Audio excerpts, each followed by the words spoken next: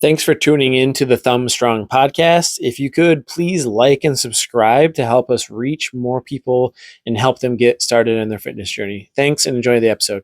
Welcome back to another episode of the Thumb Strong podcast. Today, we're going to talk about momentum. So, we're going to talk about the science behind momentum and how it beats motivation. So, we've all been there where we're fired up to do something. Maybe it's something new, like a challenge or getting ready for a competition, something like that. And first couple of days go well, and then quickly that motivation and that spark kind of fizzles away.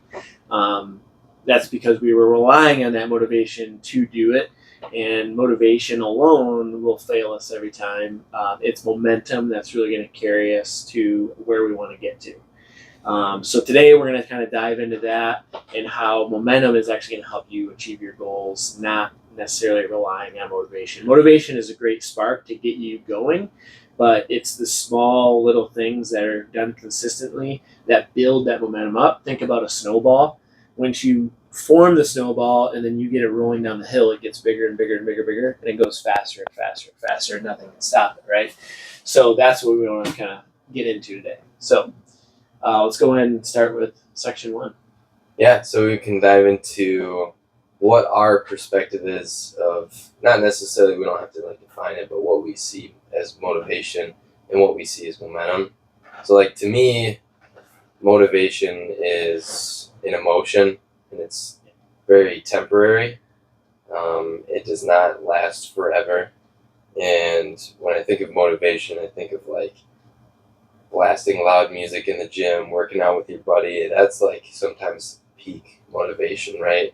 And then sometimes very low motivation would be long day of work, you're going in by yourself, you forgot your earbuds.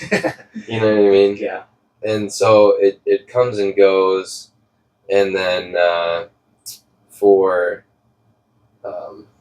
momentum, it would be more, I guess when you think of momentum, you think about, like you said, right? Like a snowball rolling down and gaining momentum as it's going and going and going.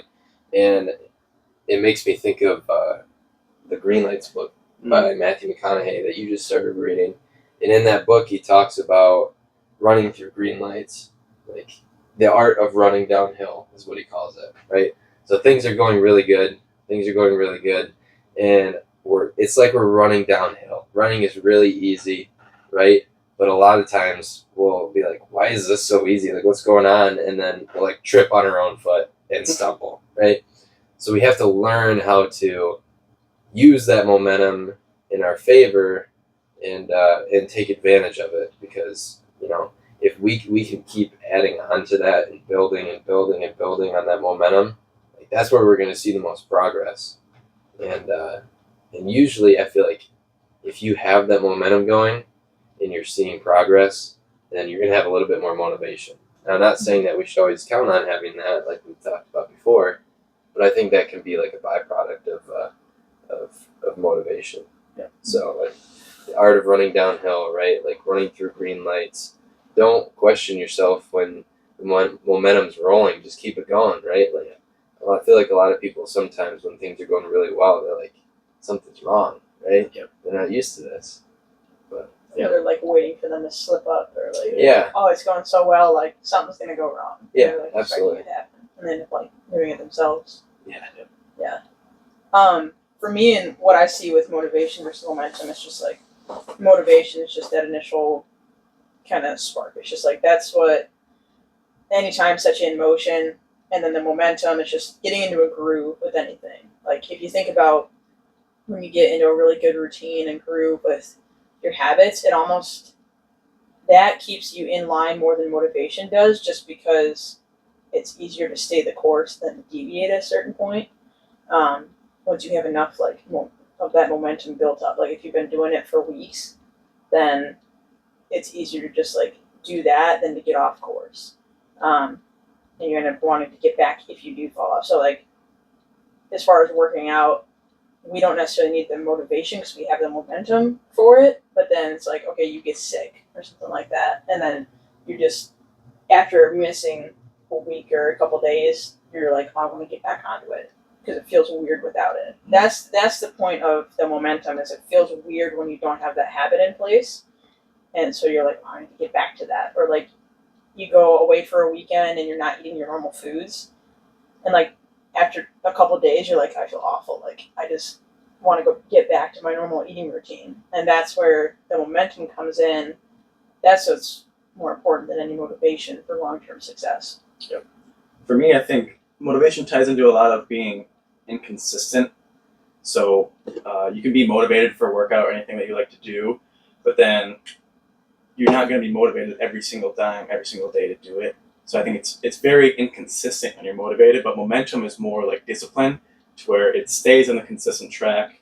Like you said, you're going downhill, or you're a snowball, getting bigger and bigger and bigger and going faster.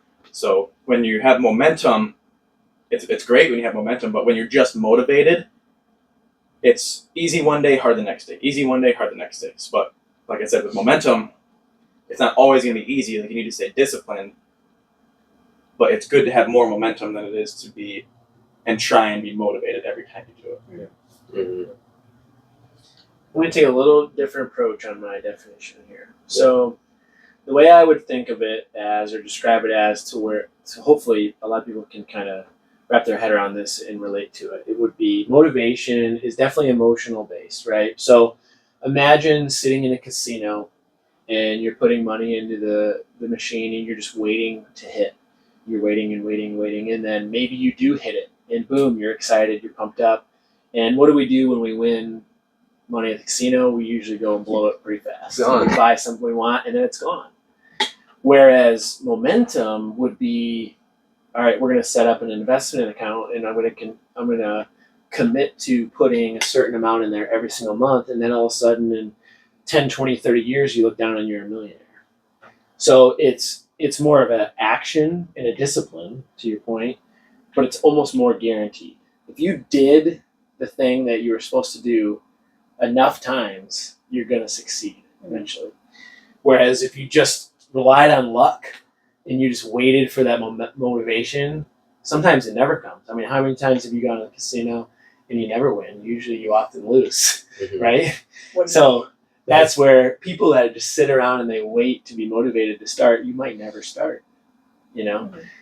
So it's the momentum. And the cool thing about momentum is the more little wins that you receive during that process, the more motivation you actually build, you actually get, because you have all those little wins to keep you going too.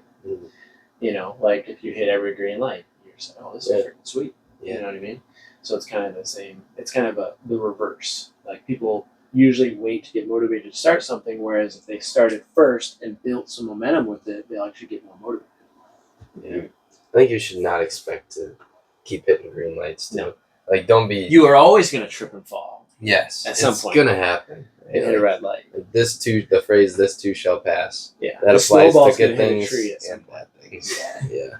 Yeah. Right? Like you're feeling really good, and you're feeling really motivated. That shoot too shall pass, or you're feeling really crappy, right? Yeah. That too shall pass. Like it applies to both sides of the spectrum. I mean, even with going back to my investment analogy, like at certain points, it's going to be dipped lower than where you started. But if you stay in the game long enough, you're always going to come out ahead. Unless you quit. Yeah, no quitting. No quitting. I guess, well, what you kind of said turned into our next session, the science behind it, is like you talked about linking the little wins together and building more motivation. You actually get more dopamine when you link those wins together. And it also psychologically, you're reinforcing that past success and you increase your confidence, and then you have a higher likelihood of that future success with that too. So then you start to have that belief in yourself that you're going to do what you say you're going to do, or that, oh, I can do this because I've done it so many times before. So that makes a big difference. Absolutely. Yeah, and then anytime you have repetitive tasks, there's actually a part of your brain that will actually make them less mentally taxing. So if it's just something that's a routine, it doesn't take as much motivation to like cross the bridge. There's like a dopamine bridge for certain activities where like you have to get up to a certain point to initiate the task, and it actually lowers the amount of dopamine that you would need to initiate that. So if it is working out, it just makes it easier to start. It doesn't make the exercise easier, but it makes it easier for you to start, and you don't have to be like, oh, I have to wait till I'm motivated and I got to pump myself up with all the music and take 5 different pre-workouts and jazz Mhm. myself up. It's just like it just takes less to get you going to do the actual thing. I'm talking about input versus output. Sure. Yeah, so input versus output momentum. Input centered cues like visual progress, faster completion, or positive feedback make us feel like we're on a roll, right? We're on a roll. Outcome or output centered. Once we feel momentum, it changes our emotions, thinking, and performance. We work harder, we take more action, and we make better choices. So, Yeah. One interesting thing to note on that is like this statistic here. You have a 13% higher shooting percentage from the NBA. They took this data. If they made a shot, then they have a 13% higher percentage on the next possession, just because like they have this psychological momentum. So like if you ever watch sports and it just like teams are just on a roll, right? Like I mean, if you watch the NBA finals, the Pacers were on a roll, even if they weren't the most skilled team coming in. I think they were one of the lower seeded teams coming in, and they were hot. And so any sports team, when they get on a roll, when somebody gets on a shooting roll, and they feel like they can't miss. Yeah. And it's like that happens not just in sports, but in habits and everyday life too. It's like where you feel like you can't miss, like where you're really on a roll with something. I think going back to input,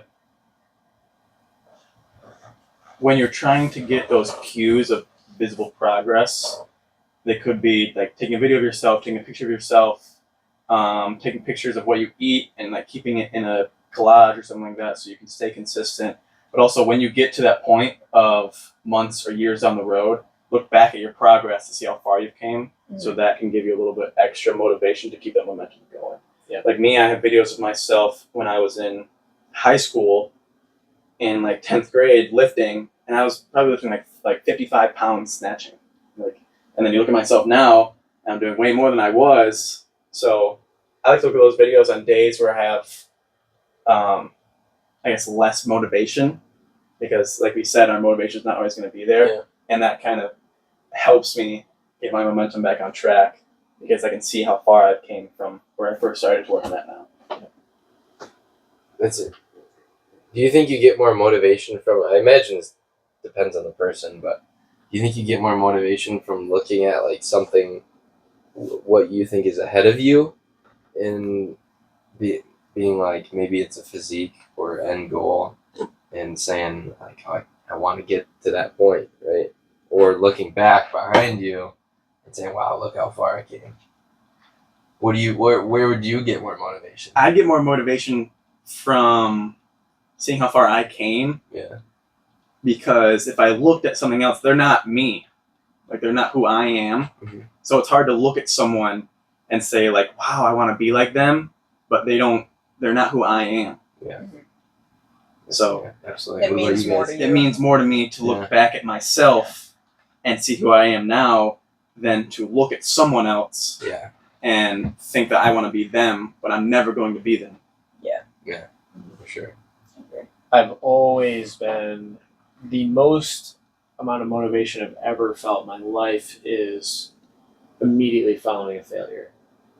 So if I fail to lift, or if I didn't hit a goal, or if I had something go wrong in life, that's where I'm the most motivated to just give it everything that I've got to succeed the next time, pretty much. Mm-hmm.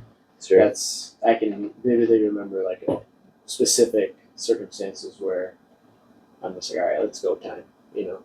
Yeah. So that's important, I think, because a lot of people, when they hit a failure, they go the other way. They give up on it, or they go into a slump. Whereas I look at it like, all right, screw this, like let's do what it takes. Kind of like what you were saying. Like I'm going to do whatever it takes to finish this when you were training for your marathon. Yeah. Whereas anybody else could have just said, "This is really hard. I'm not going to do it." Yeah. Yep. Like you use that as motivation. Yeah. You use that fear, like, oh, fuck, I don't want to do this. Yeah. This is hard. You're like, no, I'm going to do whatever it takes. Yep. You know what I mean? Flip the switch. Yeah. Yeah. How about you? Me? Yeah. What do you use? What's more motivational See, that's what I to use. you? That's what I used to do, but then I became way too introspective, and I'm like, okay, why am I using this failure? Like, is it just because I feel bad about myself and I feel like I'm not good enough? Yeah. Like, is that what it is fueling me? And so, working on finding, for me, other ways of motivation instead of just like, you're not good enough, you suck, like, you need to do better. Maybe it's different for guys. Guys might be a little bit different than a I female guarantee brain. it's probably a little bit different. Could be. Yeah. You guys are like, oh, I failed that. Or more and like it's- hotheads. You know? Yeah, they're like, you guys use your anger at yourself to like fuel you forward. Whereas like, it's not good for me or women. Is it good Probably, for I us? guess. I don't think Probably it's good for not. you guys No. either. But it's like readily available fuel, right? It's just there. Yeah, It's like, until you burn out. But anywho, I'm not there yet, baby. yeah, just I would say kind of along Barry's lines of seeing, okay, how far you have come, and then where you personally want to be, and imagining yourself, like, what kind of person do I want to be, and what do they do on a daily basis? It's not like what somebody else does or some sort of goal, because it's like once you hit the goal, then what? Yeah. It's like then it's on to the next thing and the next thing, and you never end up being happy. So it's like if you can envision what you want your life to be like, or the type of person that you want to be, and then everything else kind of falls into place with that. That's what I'd say. I'm reading this book called The Mountain Is You. I'm not sure if you guys heard of it, but in that book, they talk about it to where if you envision yourself as a long-term goal, like 5 to 10 years, and you want to be this type of person, try and have a conversation with your future self, I guess, in your head, and also look at what they do and start changing your life in short steps to do what they do so you can be the person that you want to be. Yeah. Yeah, that's essentially, that's what the motivation that I see from. It's not from like looking at the failures, it's like looking at how you can become that version of yourself that you want to be, and it kind of just like, if you align with that, make that your like North Star, your guiding post, like you're gonna figure out through the ups and downs until you become that person, and then you are that person. Which it seems almost contraindicative of like our ideology that we preach of like being yourself and not like idolizing other people. Mhm. But at the same, like I get where they're coming from in that book of grabbing pieces of somebody's lifestyle and like implanting it into your life. Like it makes sense, but at the same time, like we talk about all the time how we almost shouldn't do that in a way. You know what I mean? Well, You I mean, understand what I'm saying? I know what you're saying. Yeah. What I would say is like, if they say to take a piece from somebody's thing, that's just like, okay, I see Barry and he's making healthier versions of certain foods, and you're like, oh, okay, cool, I'm gonna take those recipes and use them myself. Yeah. It's not I'm trying to become Barry, it's just, oh, like he does these healthier recipes and I'm gonna take that from his lifestyle. Does that make sense? Okay. Yeah. That's I'm guessing that's where they're coming from. I haven't read Yeah. the book. That makes sense. Yeah. That's what I view it as. Yeah. Okay. This next one's pretty cool. Yeah. Do you want to Which one? The computation one? computational modeling?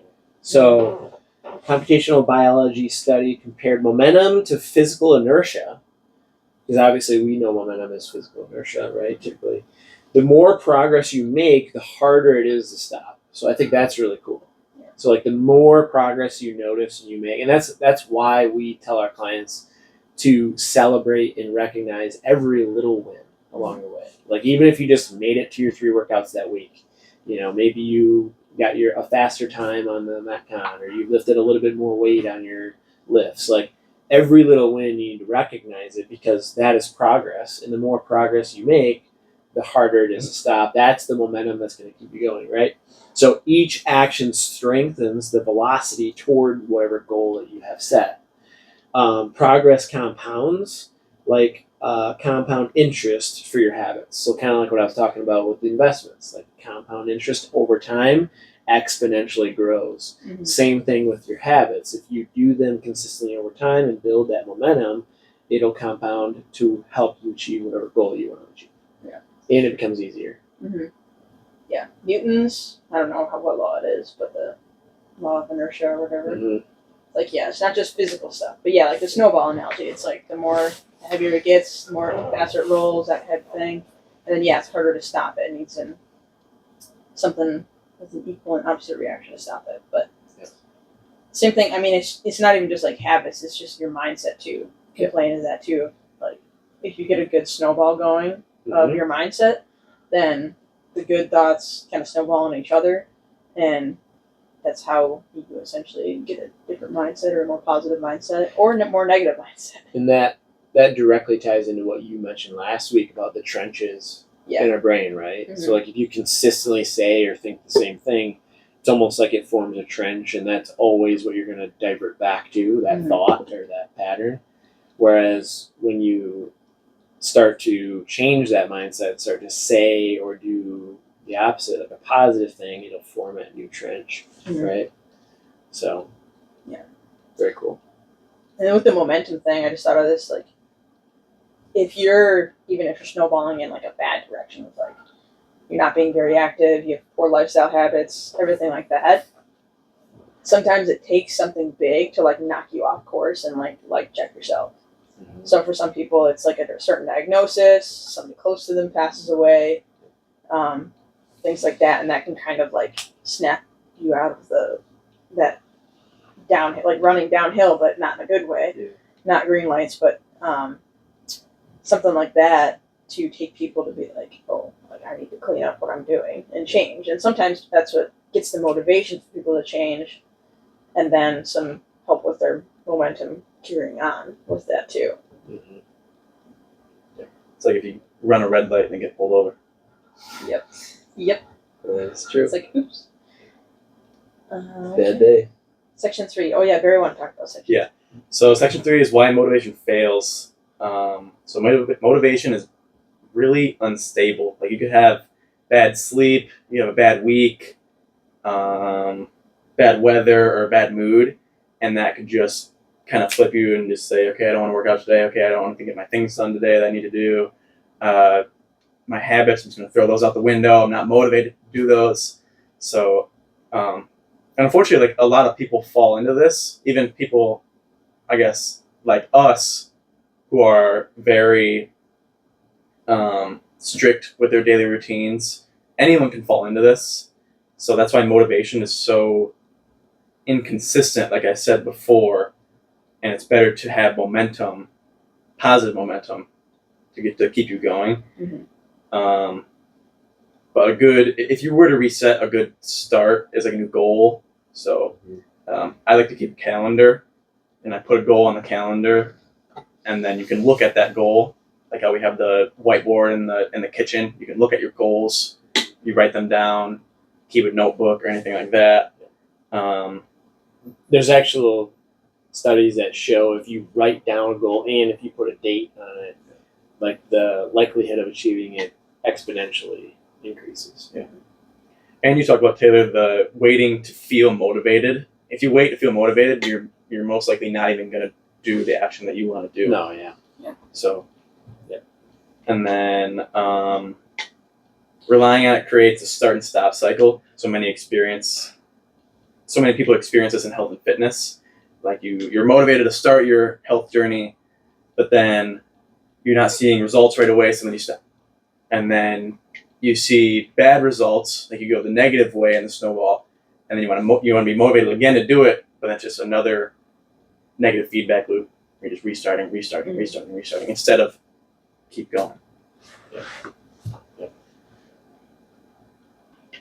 Section 4? How to build and keep your momentum. So, especially with fitness, starting with small, achievable actions you get confidence from those early wins. You get that little hit of dopamine every time you check something off. So the more actions you take, the more wins you get, the more dopamine you get. It's just that's where the momentum builds from that. So even if it's committing to 2 workouts a week, or if it's like I'm gonna do something for 15 minutes a day. I like daily just because you get more wins faster. Yeah. Yep. And you stay in it to start off. And what I would say is like tracking visual progress is huge. Absolutely. To see your wins stacking. So like if you put a printout on a wall or in a fridge or whatever you see every day, bathroom mirror, whatever, and then that way you can mark it off and then you can see your little lines and it's like you see every little X. And so like you don't want to break the streak after a certain point. Like It's whatever. harder to stop. Right, Yeah, then it your is. brain is like, well, I can't stop today because I've got 35 days in a row already. Like, I don't want to break the streak today. Yeah. And if it's something as simple as, hey, I'm going to go take a 15-minute walk or 15 minutes of exercise, some form of exercise, like, it's like, okay, I'm just going to hit that and check it off and check it off. And so, yeah, that's those little tiny achievable actions build like interest, right? You put a little bit every day and then all of a sudden grows into this big thing. You don't even know. And going back on that, I was thinking about this because I was just trying to think about why so many people go in and buy like lottery tickets, or why do they go to the casino? And obviously, it's the dopamine rush of like that chance of winning and stuff, right? But so we're looking for essentially that reward system, like that dopamine, kind of like when we get motivated to do something, we're kind of waiting for that motivation, right? But even if you did win, you didn't build the habits to do the right thing with the winnings. Like, so for example, let's say you got super motivated and you achieved the goal. If you didn't build the habits to maintain the goal, you're going to be right back where you started 30 to 60 days later. Yeah. So it doesn't matter. So to flip that from an investment perspective and from a fitness perspective, is you should get the same amount of dopamine, give yourself the same reward system every time you make that deposit into that investment account. Mhm. Every week or every month. Give yourself a pat on the back. Yes, I won this month. I won this week, right? Because you are. And eventually when you look at that, it's going to be, like you said, exponentially bigger. Yeah. You're achieving the goal, essentially. So I think that there's a role for motivation, like what you said, like when your motivation is low and you have to rely purely on momentum, it's nice to have something that you can look back on that gets you fired up to keep the momentum going. But you still have to have the habits and the systems built Right. in order to keep it going, right? So that was just something I was thinking about that I forget. Yeah. Another thing for keeping your momentum is just reduce friction in all ways possible. Like, you don't need to make it as hard as you can. You want to make it as easy as possible so that way you will stick with it. So making sure that you have your gym clothes ready, pre-packed snacks, lunches, make things easy. As long as it's a better option than what you were doing, progress is progress. You're moving forward. So forward is forward at all times. It does not have to be the most perfect workout. It does not have to be the most perfect routine. As long as it's better than what you were, then you will see progress. As long as you keep doing it consistently. The consistency is what builds everything, and that's where you get your results. It's not from being super strict on your diet for 5 days, 100%, when you feel motivated, and then all of a sudden the weekend hits, and then now you're not motivated to stick 100%, so then you go from 100 to 0. Yeah. It's like it's 60 to 70, just all the way through. Yeah, if you want something you never had, you got to do something you never done. So, Got to change your environment. period. Thanks. Yeah, I love that. Section 5. Section 5. I want to do this one. You want to? Okay, go ahead. All right, so momentum beyond the gym. So, for example, professional or career-wise, it might be sending one email to kickstart that productive day. So it's just like, oh, I've got all this stuff to do. Start with that first thing, and that will snowball into the rest of the things, and you'll get more done, right? Kind of like making your bed first thing in the morning. That snowballs into getting other tasks done. That's why it's such a popular thing, and it's such an easy thing that you can do.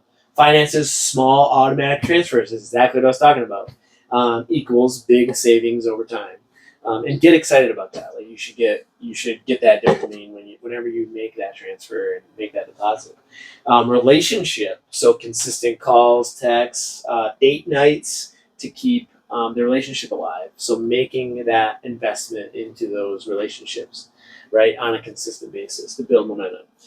Personal growth, 5 minutes of daily reading equals dozens of books a year. That's totally me. I am not a huge reader. I do enjoy personal development a lot, and so I have tons of personal development books. The only time I read typically is before bed because it helps me go to bed. But usually I'll get literally about 5 minutes or 5 pages and I'm like falling asleep. But I've literally read hundreds of books over the last 5-6 years. Maybe not hundreds, but I've read anywhere from probably 6 to 12 books a year for the last few years, just because I read 5 minutes before bed every day. So that little tiny habit equates to a huge outcome. Mm-hmm.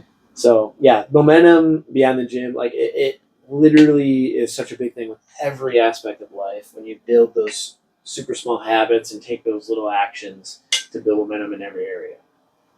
Yeah. Yes. I always start with a to-do list. Yeah, I think everyone should have a to-do list, and then I try and like organize them between my smallest to-dos. Like my smallest one would be make my bed, and then my largest one would be like create the workouts for clients that I have this week. So I always start with my smallest and then work up to my largest. Because if I just look at my largest, I don't want to do it because it's the biggest one I have. So if I start with my smallest, I'm gonna okay, smallest one done, then the next one, then the next one, then the next one, That's not a bad and then idea. eventually I work up to my biggest one. Yeah. That's a good idea. That's more of a like, I need to sit down and get my stuff done Yeah. type of to-do list though. That's funny because most recommendations are the opposite. It start with the most important task that needs to get done or the most urgent one, and then go down. But I like that because it builds momentum. Yeah. It's kind of like a small rung on a ladder Yeah. that leads you up. It's like, oh, I can get that done in 2 seconds. Yeah.